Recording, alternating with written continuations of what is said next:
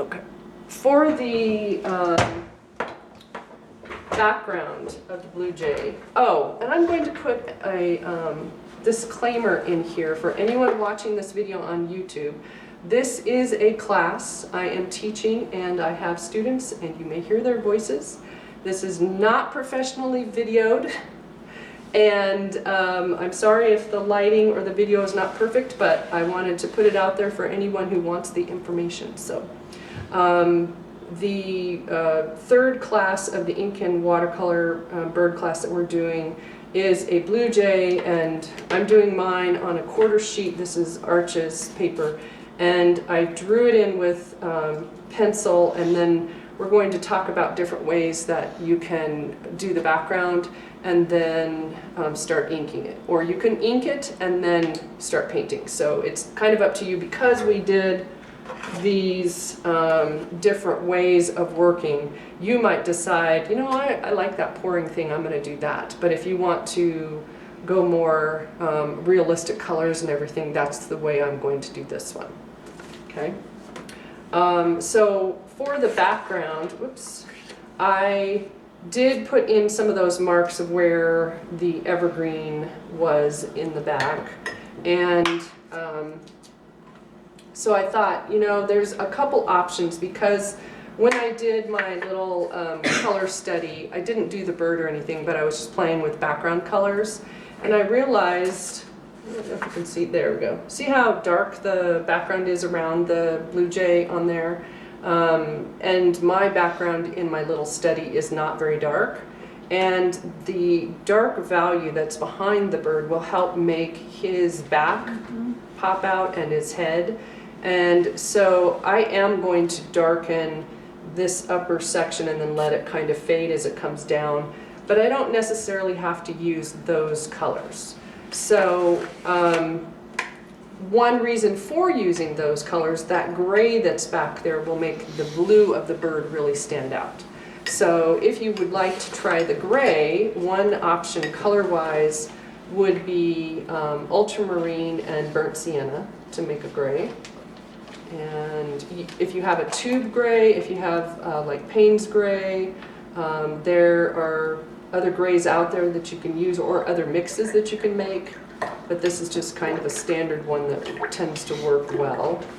And the one problem I have had with this mix lately is that I'm finding that a lot of ultramarine blues, even in, you know, just in a variety of brands, seem to separate when you put it down on a wet paper. So I'm going to do my background wet and wet. So this would be the ultramarine blue burnt sienna mix, or you can make it a little browner depending on how much brown you have in the mix. But I found when it's on wet paper that the blue is separating out, and then I get these blue splotchy areas, and I'm pretty sure the ultramarine blue is a little heavier pigment, and it is very granular, and so is burnt sienna, so that's going to be a granular mix. But I kind of want to try playing with, trying to decide. I think I'm going to try, I don't know if this is going to be dark enough. That's why I'm just like mulling it over in my head. I have cerulean, and I will get out, I may do a mix of the two things. I'll get out some burnt sienna. The burnt sienna and cerulean basically neutralizes the cerulean. Let me get a little more. This is one of those things that it's a really good idea just to play with your colors. I'm not sure I'm going to like that right next to the bird's head. I am going to use that for the little branches that are behind there, because that's one of the mixes I used and like.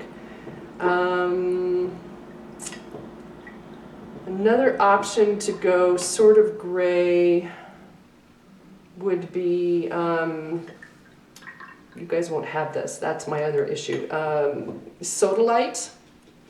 And Sodalite is a Daniel Smith Primatech paint, and it's very granular. And I could use Sodalite with some burnt sienna, and that mix will give me a really nice kind of neutrally gray. And I think that's what I'm going to use. And then I don't have to worry about possibly the ultramarine separating. Yeah, so I think that's what I'm going to use. And if you guys would like to try that, I do have some Sodalite. I can give you a little bit of it. All right, so let me move this over. So to do this, I'm going to concentrate on this part and come around and then go under the bird. Because this is hot press paper, and because it is a bigger piece, a bigger area that I'm working on, I am not going to worry about trying to paint all around everything, and I did not mask it. If it is something where you're like, you know, I have to have everything in line and I have to be careful with it, then I would mask before doing this. But because I want my background to be kind of soft focus and blurry and maybe loose feeling, I'm not going to worry about it for this painting. And you know, generally I am very much mask, control, you know, but for ink and watercolor, it's kind of fun just to let it do its thing. Okay. But if you would rather take your time and go ahead and mask some things, go ahead and do that. So I'm going to get out lots of Sodalite because that's going to be kind of up in here. And I will need my burnt sienna. Okay.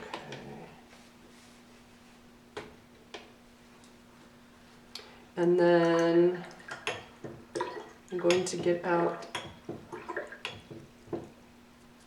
the burnt sienna, and I'm not going to worry if there's a little bit of some mixing in there because it's going to go gray anyway, so I may need more Sodalite out.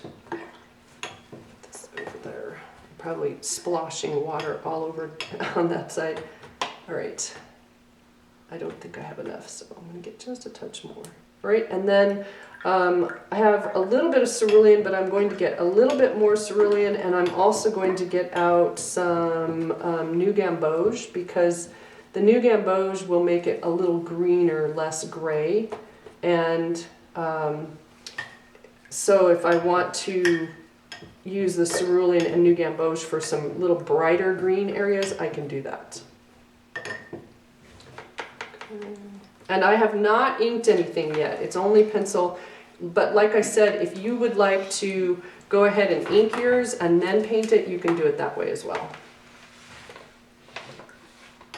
All right. So I need a paper towel in my hand, just in case. And I'm going to take the water, the clear water, and I'm wetting. Move that so you guys can see me. It's not going to cooperate. Anyway, all right. So I'm just basically going over the whole background that's on this side of the branch. I'm not painting beyond that right now. And I'm trying to come up close to my lines, but if I don't get exactly to the line, I'm okay with that because it's usually easier to use the paint to actually come right up next to your line. And with Wet and Wet, it's about putting on the water and then controlling how much water is in your brush and or on your palette with your paint. So if it's very wet on the paper and you have a lot of water in your brush, then it will move more. Okay. Now, if you would like to paint yours in a solid color and you don't want to do Wet and Wet, or if you want to do Wet and Wet but not have it vary from dark to light, you know, this is yours to play with, so feel free, you don't have to do exactly this. All right, and it is already drying in places, I can tell. On this hot press paper, it just doesn't last very long. Yeah, okay, so I'm gonna have to move with some speed. And I don't have the right brush. Come on. So I'm going to dry this just a little because it was pooling right there, and then I'm going to start with the Sodalite kind of burnt sienna mix, and I am going to sort of paint around those shapes. Actually, I should have done the lighter ones first. My brain is not here. Okay, so I'm going to pause on that, and I'm going back to the cerulean and new gamboge mix, and by placing some of that on there, then that lighter color, that lighter value, will help me know where I want to put the darker colors. And so I'm just kind of following the marks that I made earlier with my branches. Okay. And if I go away from what I did earlier, then you know, it won't hurt anything because I haven't put any ink on yet. But even if you had ink on there and you didn't do exactly as your line shows, it's kind of nice to see some of both. Okay, so this is, I just switched, see how it's drying up there? Mm-hmm.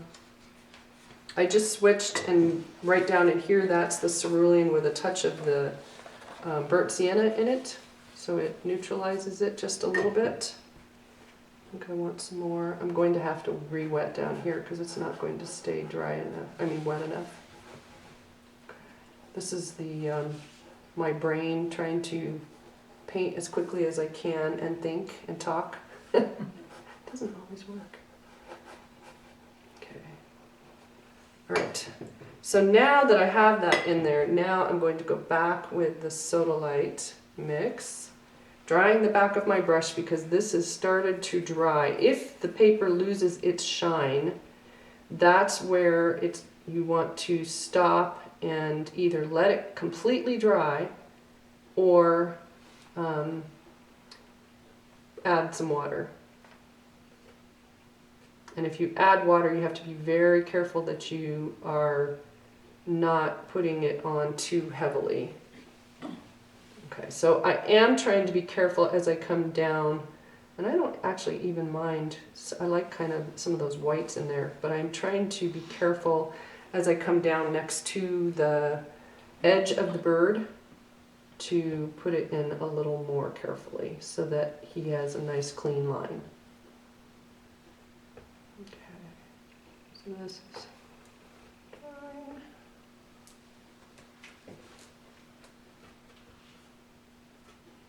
And then I will stop as soon as I get mine this side in so that you guys can go work on yours, but I wanted you to at least see this far. Okay. Now if there's an edge right here that came over the head of the bird, if that happens, it's better just to leave it and let it dry, and then you can come back later and see if you can lift it back out. There's some little hard edges I don't necessarily want. And I'll put, oops, this is pretty wet here, pooled right there. Oh, some brown. Wow. Get in there. Okay. Just pull that back up in there just a little bit so it's not in one spot. Oh, and then right here is between, it's kind of background between the log and the edge of the bird. Okay, so this area over here has definitely started to dry. So what I will do is I need to stop anyway and get out a little more Sodalite. So I'm going to pull some more Sodalite. I will not need as much as I had up there because this is going to be lighter, but it's better to have a little more. And then I'm going to re-wet. The brush still has some color in it. And I'm staying back from that edge just a little bit because I can put some paint in there, and that way I don't have to worry about it possibly causing a bloom. And then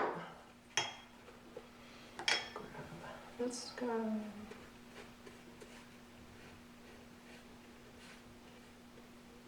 Yeah, the hot press paper definitely dries faster. All right. So I'm getting a little bit of the New Gamboge again with my cerulean. I think I like the yellow out here, up there, separated out just a little bit, so kind of makes it interesting. All right, and then as I come down, it can get a little lighter because it's going away from that top edge. So this is more cerulean, less of the burnt, or not cerulean, sorry, sodalite, less of the burnt sienna.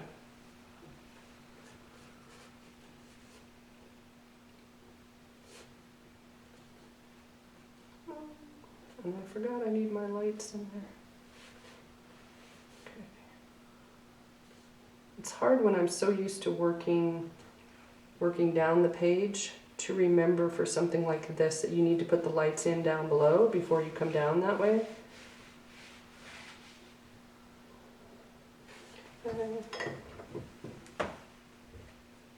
So I'm going to get some cerulean, and I'm just going back and forth again between the burnt sienna, cerulean, and the green.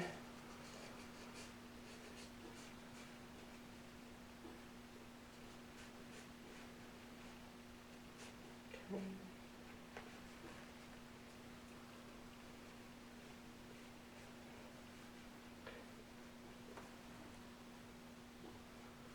Can you see your lines under there? I'm just wondering if that's what you're going by.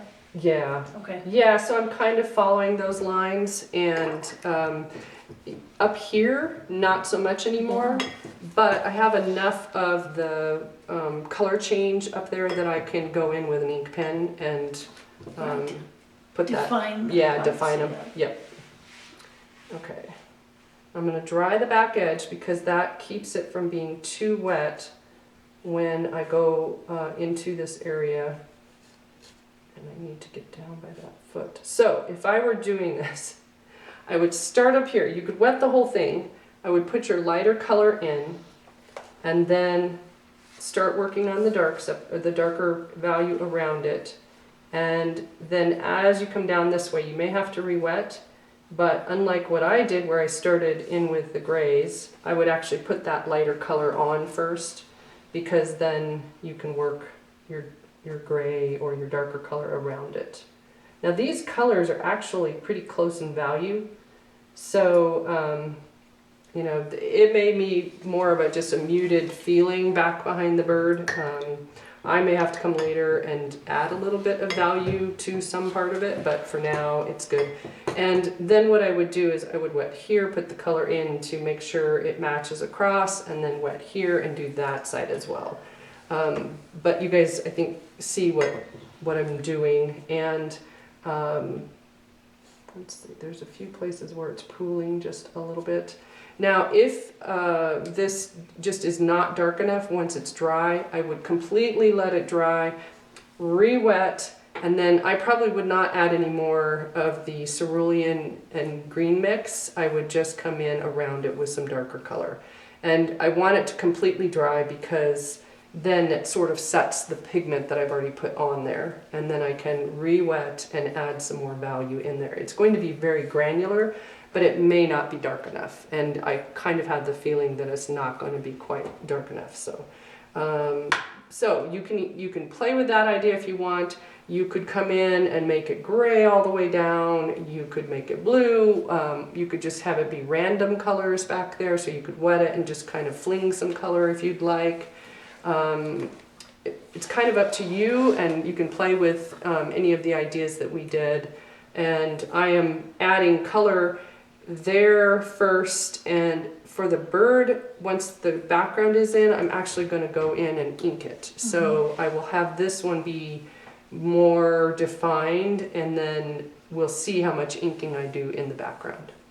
So I will let you guys get going on yours, and then I'll come around and see if you have questions. Okay?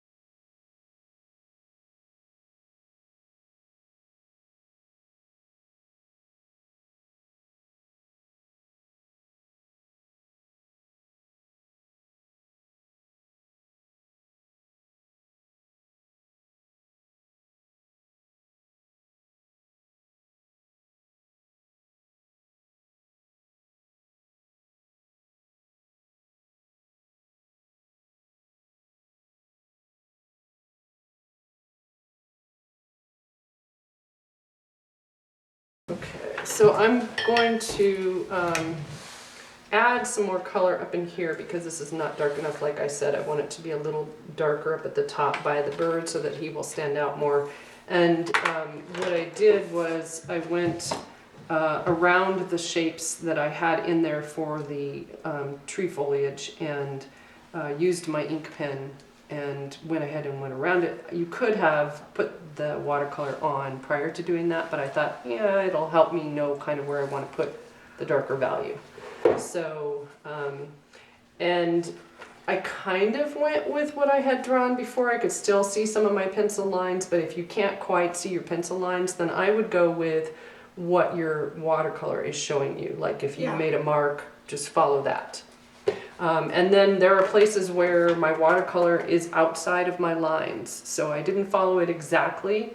I still made it look like the foliage close-up of that particular tree that I wanted to use there, so that'll help. Okay, so I got some more soda light out, a little bit of my burnt sienna, and I'm going to wet the paper.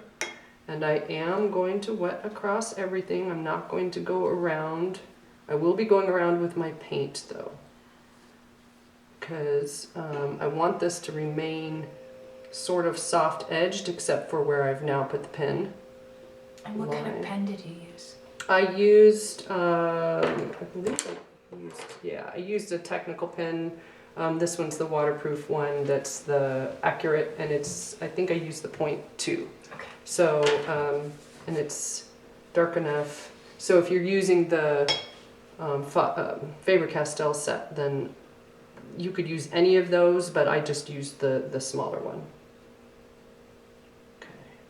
And then I am going to pull this down. I don't need it to be lots of color down in here, but I want to make sure that when I put the dark color up here, it has some place for it to go and not eventually maybe create a harder edge if it moved it down that far. So I don't need it everywhere down there, but just a little bit.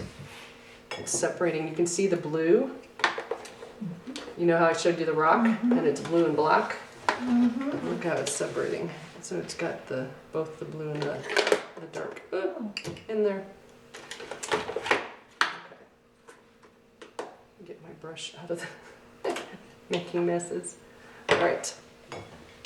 So I am going to load up the brush, and this time, because I want it to go pretty dark, I'm kind of loading up the brush and I'm going to dry the back edge so it's not very wet, and then we'll see how much it is moving or not. Now I may have to stay back from the green that is on here so that it doesn't get covered with gray. So you kind of have to judge how much your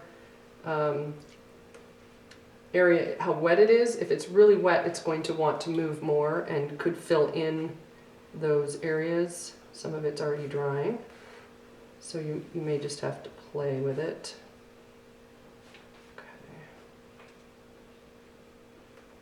Okay. And I'm kind of liking some of those random colors of green that don't have the ink around it, so I just grabbed a little bit to put some of that on there. Okay. And just by, whoa, a lot of brown.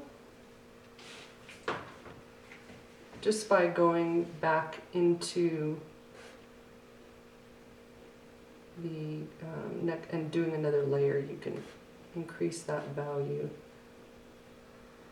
and still have it be sort of soft edge. It won't have the same feeling as the first time, because now that I have the ink in there, it will, even if the colors are blurring and softening, it'll still feel like there's a harder edge there.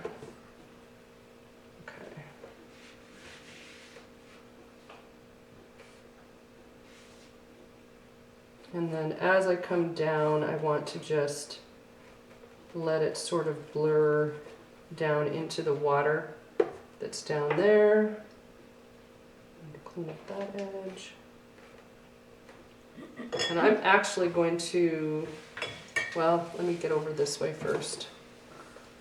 I was going to say I'm going to put charge in. So when you put color on and it pushes against the other pigments, you're basically charging in color and you're causing it to do a mix on the paper. And so I'm going to try that, see if I can get a little more. I like some of the almost rainbowy color that happened earlier in the background.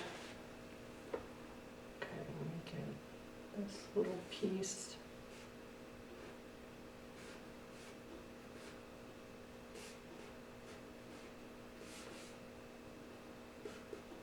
And it's really dry over here now, so there's not a lot of movement happening. Okay, so then I'm going to get some cerulean. See if I can get this to work. May or may not. And it's very dry, but if you bring it in, Are you putting it on the edges? I'm making it feel like there's other of the green foliage back there that I will probably not ink around. I will probably just leave that, but it adds a little more to the green, the feeling of foliage of that evergreen. I forget what that one's called. Is it a... It's kind of blue looking. Yeah. And then I'm going to put in just a little bit in here.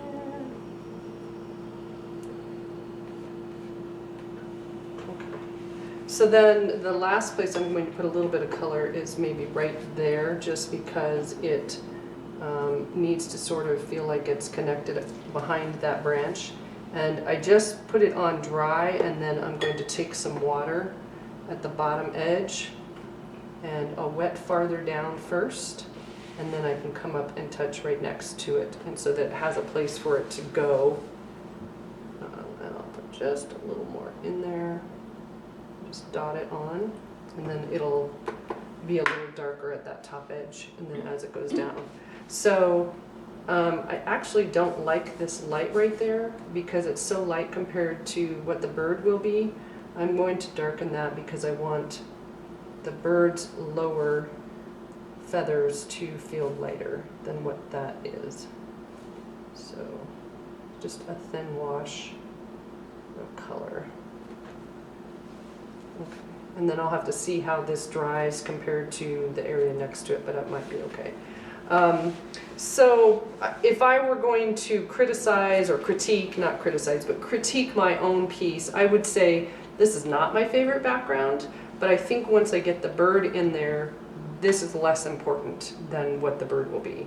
And it's, you know, you play with things, you try things, and soda light is okay for this, but I don't know if it's how it works with the hot press paper, or it maybe just does not go dark enough and stay where I put it.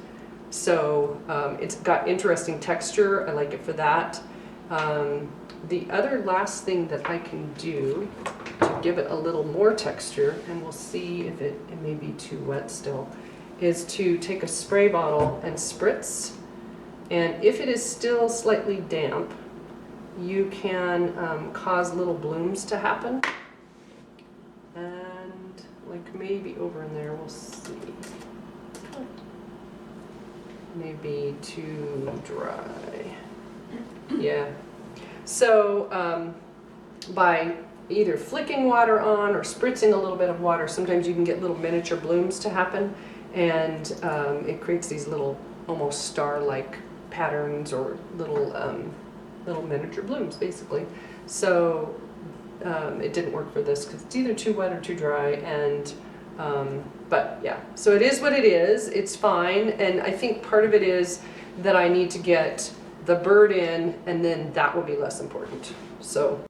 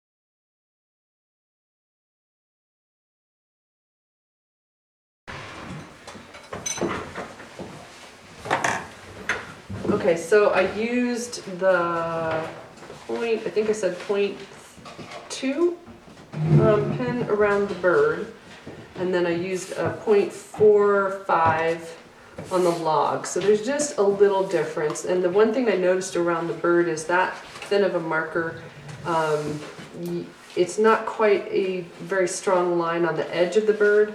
So I either have to make my values work, and it will for this because he's lighter, so it'll be fine. But if if you decide, oh, I didn't ink right there. Speaking of inking, if you decide that you want a little darker edge around the outside of your bird, you could switch and use a different thickness pen.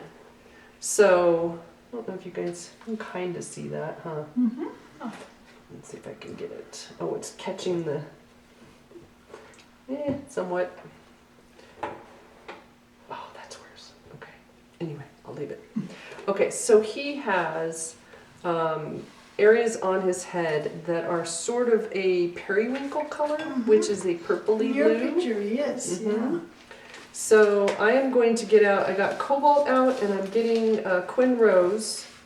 And I don't need a lot of the rose. It'll be mostly the blue, just a touch of the cobalt, the Quin Rose in it.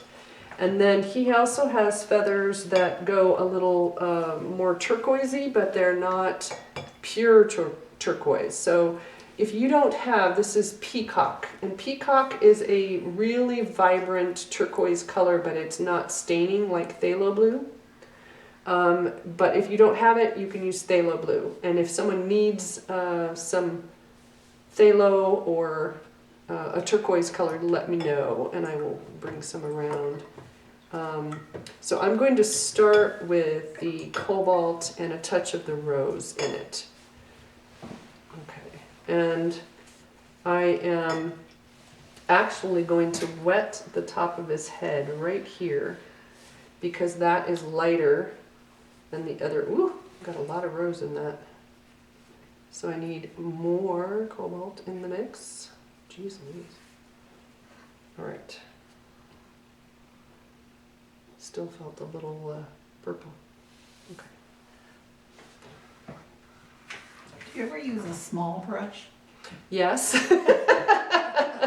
Yeah, I do. Easier. But I usually wait until I've got the main big areas on because for me, I like the fact that the bigger brushes hold lots of pigment and water, and I've gotten used to how it works. I know there's some people that really like to use the smaller brushes for everything. And so it really just kind of depends. But the problem with, for me, the smaller brushes is that, especially when you're first learning watercolor, you tend to, because it's a small brush, you tend to get tight and do lots of little marks instead of filling in the bigger areas to start with. And so I'm just trying to get, I was taught to, use a bigger brush and get color on in a big part of the painting, then go down to the smaller brush for the details. Okay.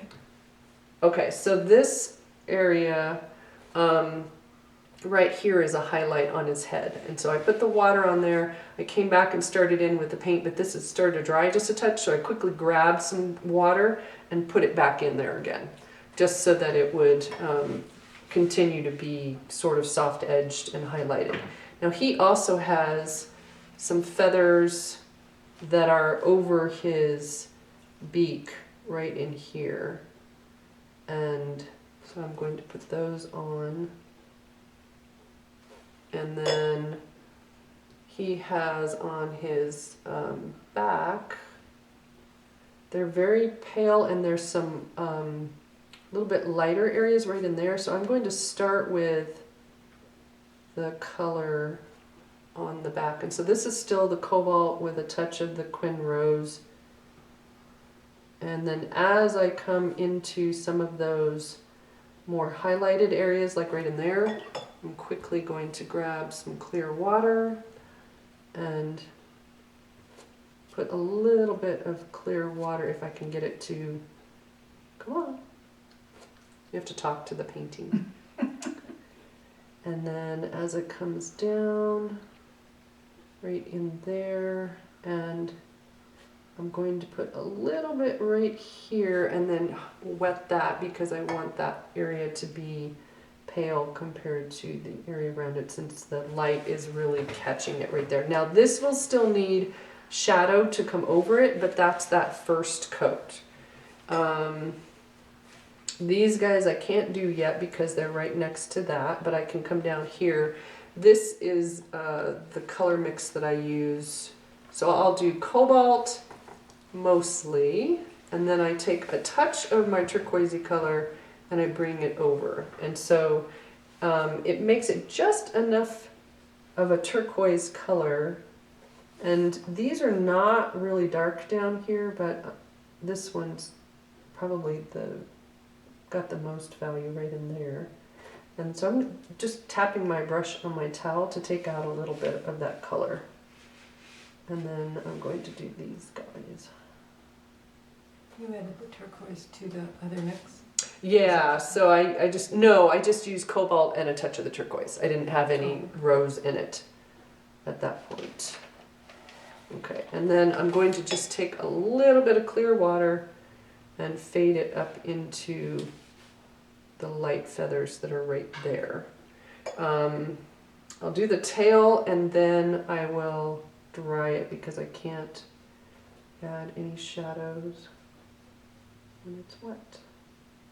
And right now I'm not worried about the dark marks that are on these feathers. You could put those in with the ink if you want to, or you can come back with a dark watercolor. And I used my ink pen to do his eye, but I could have done that with watercolor as well. So let me dry right there and then I will continue.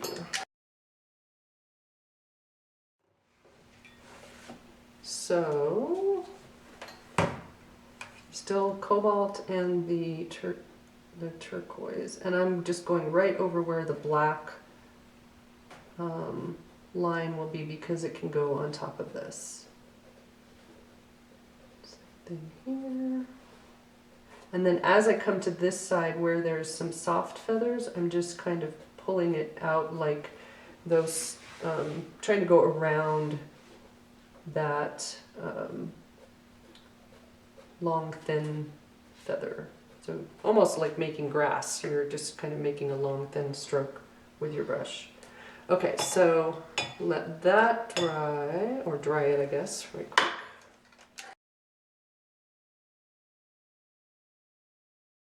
So you could let all that dry and be working down in here, but I wanted to show you the shadow part of this and give you guys a few more minutes to paint if you want. So I have cobalt, I have the Quin Rose, and I'm going to get out just a touch of burnt sienna. I do not know how much I'll want, but that can neutralize that mix just a little bit so that it's not quite as vibrant purple. So I can make my kind of periwinkle purple, and it can be darker now because it's going to be the shadow color, and I want it to go on top of the colors I already have there, and then just bringing a little bit of that burnt sienna into the mix. You can gray it down just a touch. So by doing that, now I can come into this area, and I marked with pencil where my shadows are, but I did not ink them. I decided that I would just try putting the shadows on without the ink around them. So if you need to be able to see, like I could still see mine, but if you can't see your shadow line and you want to do it this way, then I would take a few seconds and just draw them in. Okay, and then I'm going to come around, and it's up over here, and kind of right in there as well. And then he's got a few little marks. I'll get my brush just a little smaller. Okay. So I can blur that out just a little bit. Okay. And then I want to do the same thing. Now, if that dries too light, I would just make the same mix and come back over it a second time. So I'll just have to see once it starts to dry. And then on his back, the heavier shadow is down in here, and there's not, it's kind of light and blurred edges in places up here. So I'm actually going to take a brush with just a little bit of water, and by just kind of randomly touching, now I can end up with some hard and soft edges because the water is going to grab it and give me a little more random look. And then there are places that I want to go around where it's a little more defined. And I'll just come down, and I think I want just a little more brown in that to gray it just a touch more. And there. So these openings in here would be from the tree that he's in. There's, the light is getting broken up by the foliage from the tree. And adding even more burnt sienna to that. Okay.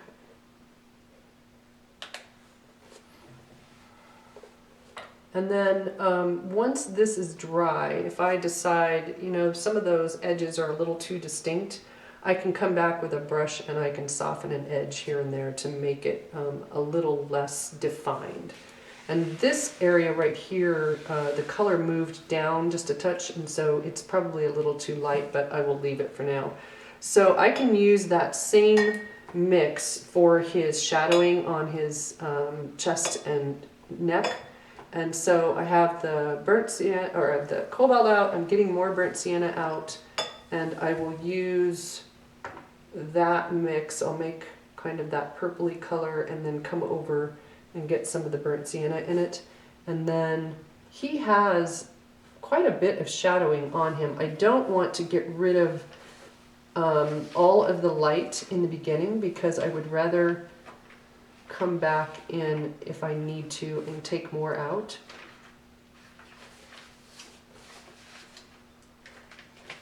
And he does have a highlight in a few places, and then as it comes around over into here, it gets a little lighter. And I need water right there. Okay. And then I will use some water on that side. And I'm going to get more of my gray. And then I can come right up next to, oops, that's a little more purple than I was using, so I'm going to adjust it.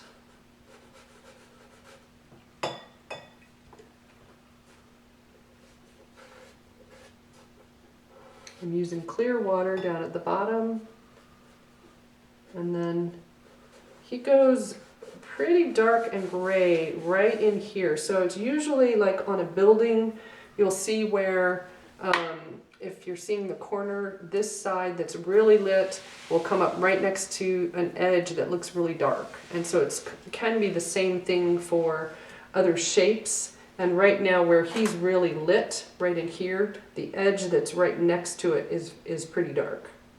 So I'm going to make a darker gray that I can use right in there, because now that dark will make this look even lighter. And then I'm going to bring it down, and there are some shadows that are in there, but they're lighter, so I will need to add some water to this mix. And I could even go grayer with this. I'm a little blue right now, so if I want it to be even grayer, I would, which I kind of do, I would put more of the burnt sienna in the mix so that it neutralizes it even more. Okay. And down And because this is hot press paper, if it starts to dry on you, you can either use some water to soften the edge before it gets too hard. If I can right there, I'll show you. Yeah, like right there, that was starting to dry. So if you don't want that hard edge, just being ready with some water, like this is really hard edged. So I can leave that and come back and soften it later. It may not soften as easily as cold press paper does, or you can just be ready with some water to adjust it real quick. And, okay. So then this shadow sort of connects right across the whites.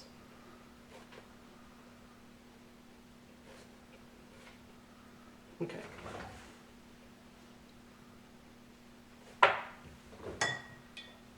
So that would be the first pass kind of through everything, and he still needs the dark around his head and neck and some shadows down on his tail, but I think it gives you guys an idea of the colors I would use, and then I can decide if I need to increase values or add some layers, but it would be kind of the base colors to get going on it.